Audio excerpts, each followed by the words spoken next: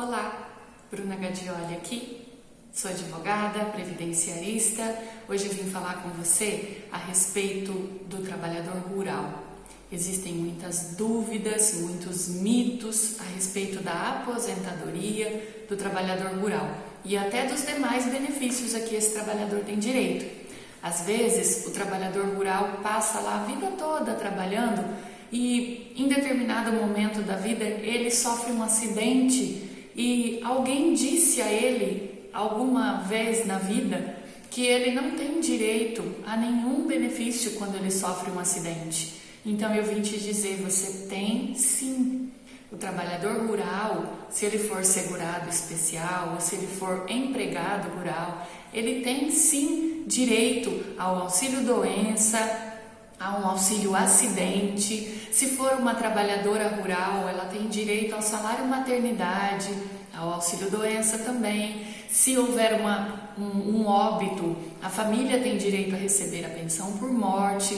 Se houver uma detenção, uma prisão, os dependentes desse segurado que foi detido, eles têm direito ao auxílio reclusão. Ou seja, o trabalhador rural, ele não tem muitas informações a respeito dos benefícios dele, a respeito das vantagens que a Previdência Social dá a ele. E essa é a minha intenção aqui, é trazer alguns esclarecimentos. Então, se você tem acesso a esse vídeo e tem alguém na sua família que seja trabalhador rural, que viva na zona rural, compartilhe esse vídeo ou compartilhe as informações, leve essa informação para ele. E se eles tiverem alguma dúvida, traga essa dúvida para mim, deixa eu tentar ajudar você, ok? Vamos lá.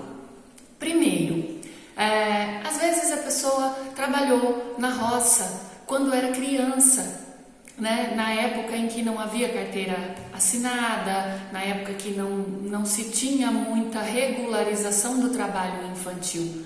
Essa pessoa hoje, ela vai aposentar, ela pode usar esse tempo de ter esse período rural em que ela trabalhou quando era criança, por volta de 12 anos de idade?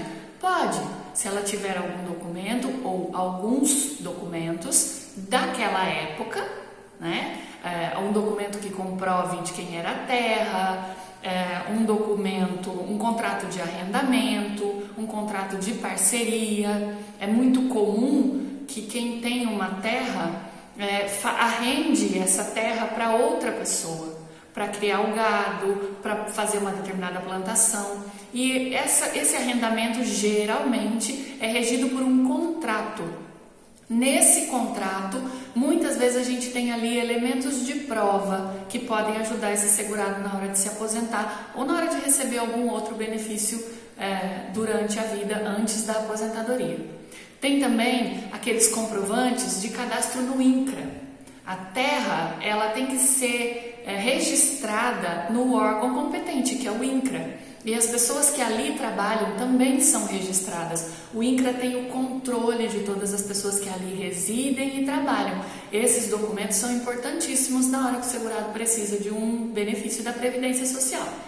Tem também aquelas declarações do sindicato rural, mas não pode ser uma declaração feita agora, relacionada a um tempo antigo, ok? É importante que seja um documento contemporâneo. O que é isso? É um documento feito naquela época que o segurado quer comprovar. Então, se a gente quer comprovar, por exemplo, um período em que o segurado residiu e trabalhou na zona rural na década de 90, nós temos uma declaração do sindicato rural emitida naquela época. Provavelmente vai ser um papelzinho já amarelado, meio querendo rasgar.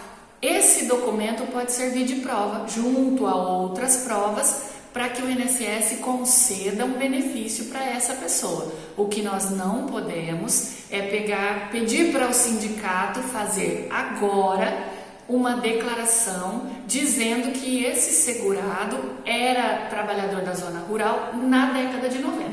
Isso não serve como prova, ok? São documentos contemporâneos. O contrato de arrendamento, o contrato de parceria também tem que ser contemporâneo, tem que ser aquele contrato amareladinho, antigo, que você tem guardado lá no fundo da sua gaveta, ok?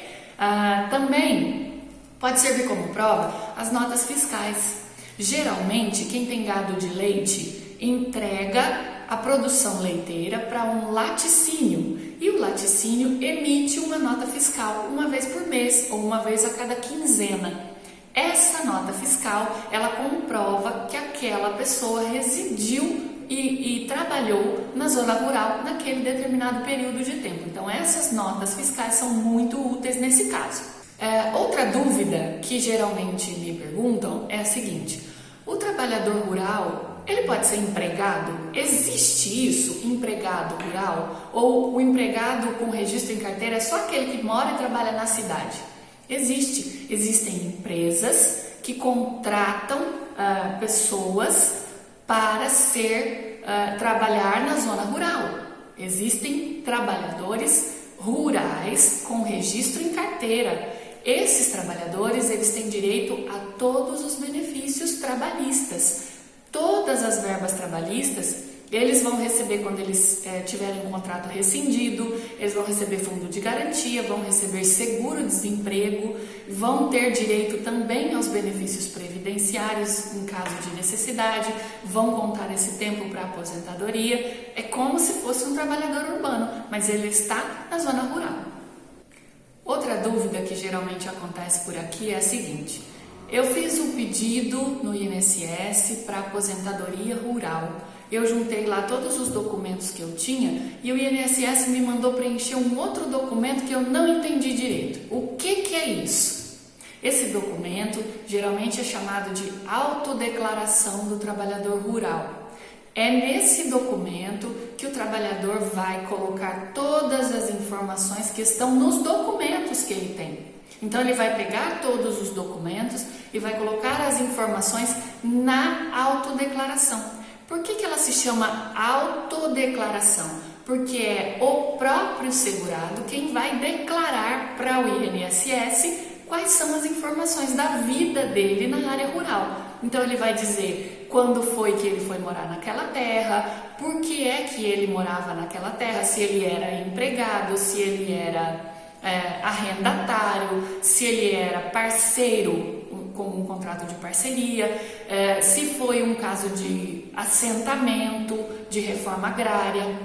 Tudo isso vai ser colocado na autodeclaração, mas precisa ser comprovado com documentos, ok? Não adianta colocar na autodeclaração uma informação que nós não tenhamos como comprovar. Por isso é que a autodeclaração é um documento que normalmente o segurado não consegue preencher sozinho.